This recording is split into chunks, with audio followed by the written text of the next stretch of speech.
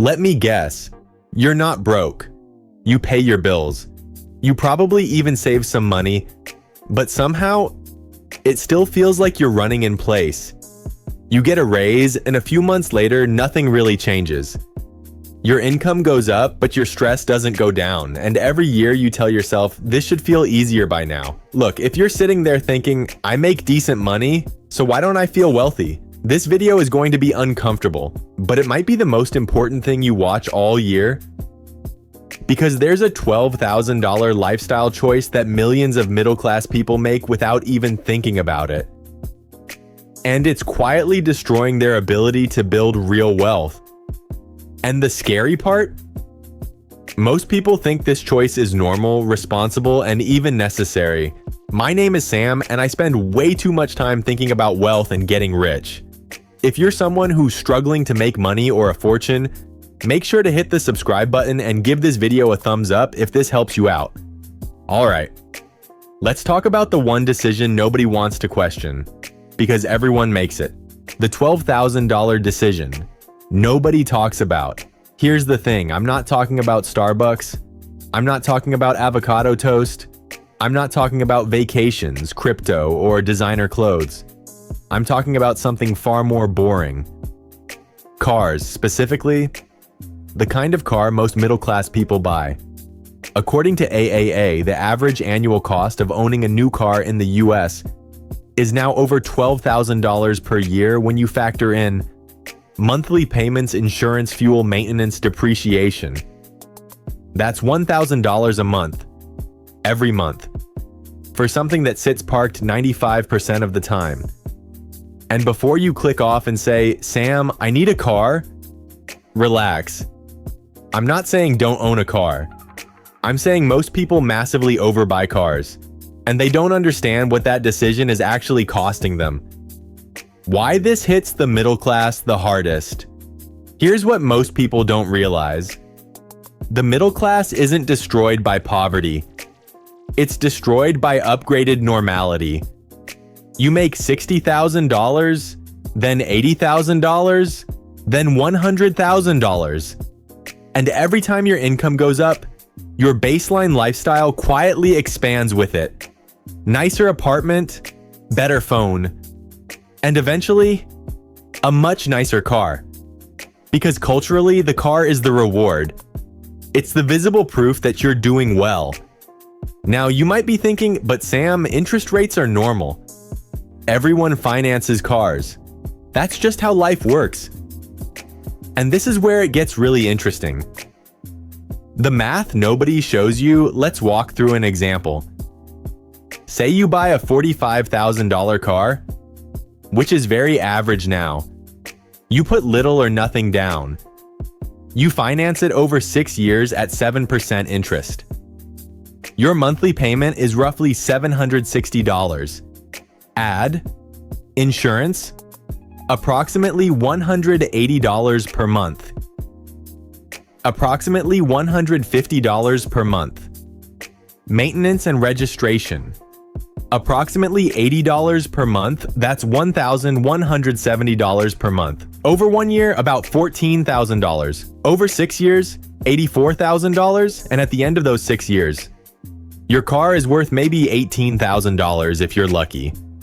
So you spend $84,000 to end up with an $18,000 asset that will keep falling in value. Now, here's the part that stings. The opportunity cost. This is the real killer. If instead of buying that car, you drove a paid-off, reliable used car and invested that $1,000 per month, at a very conservative 8% annual return after 30 years, you'd have over $1.4 million. Let me say that again. The difference between normal car ownership and intentional car ownership can literally be 7 figures. And this isn't some extreme frugal fantasy. This is basic math. Why smart people still make this mistake? So why do intelligent, hardworking people still do this? Psychology. First, social comparison. Humans are wired to measure success visually. And cars are rolling billboards of status. You don't see someone's investment account. You see their SUV.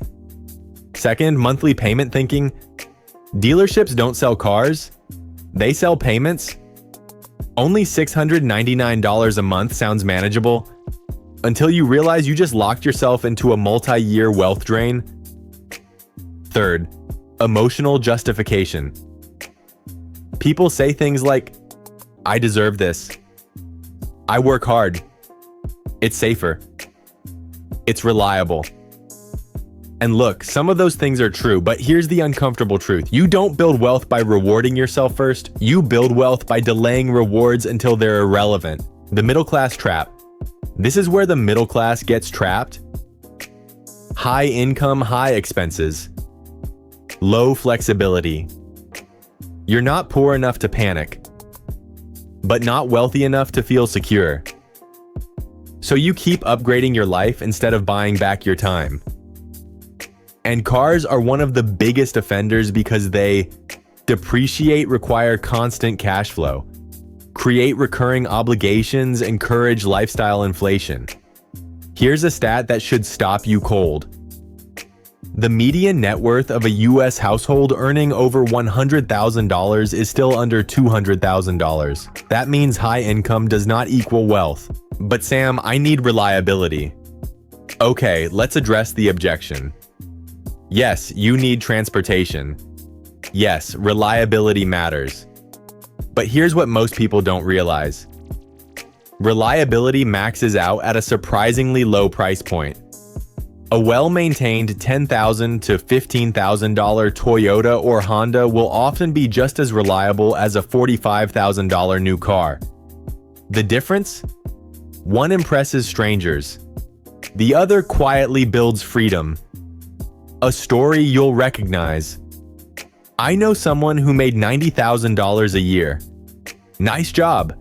Smart. Responsible. He upgraded his car every 4 to 5 years because it made sense. At 40 years old, he had no meaningful investments, no optionality, and a constant low-grade anxiety about money. Same income, different choice. Another guy drove a 12-year-old sedan, invested aggressively, and hit financial independence in his early 40s. Same salary, wildly different outcomes. This is where it gets really interesting. The real cost of the $12,000 car habit isn't money, it's time. Every expensive car extends how long you have to work, how long you depend on a paycheck, how long you stay one bad month away from stress. Wealth isn't about what you own. It's about what you don't have to worry about. What to do instead. Actionable steps. Let's get practical. Step 1. Cap your car cost. Never have more than 10 to 15% of your annual income tied up in car value. If you make $60,000, your car should be under $9,000. Unsexy? Yes. Effective? Absolutely. Step 2.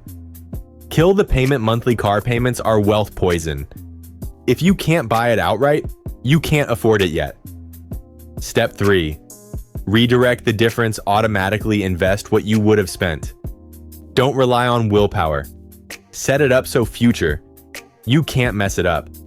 Step 4. Redefine status. Status isn't leather seats. Status is having options. Walking away from bad jobs. Sleeping without money stress. Look, I get it. Cars are emotional, they're fun, they feel like progress. But the middle class doesn't lose because they're lazy. They lose because they keep making socially approved financial decisions that quietly work against them.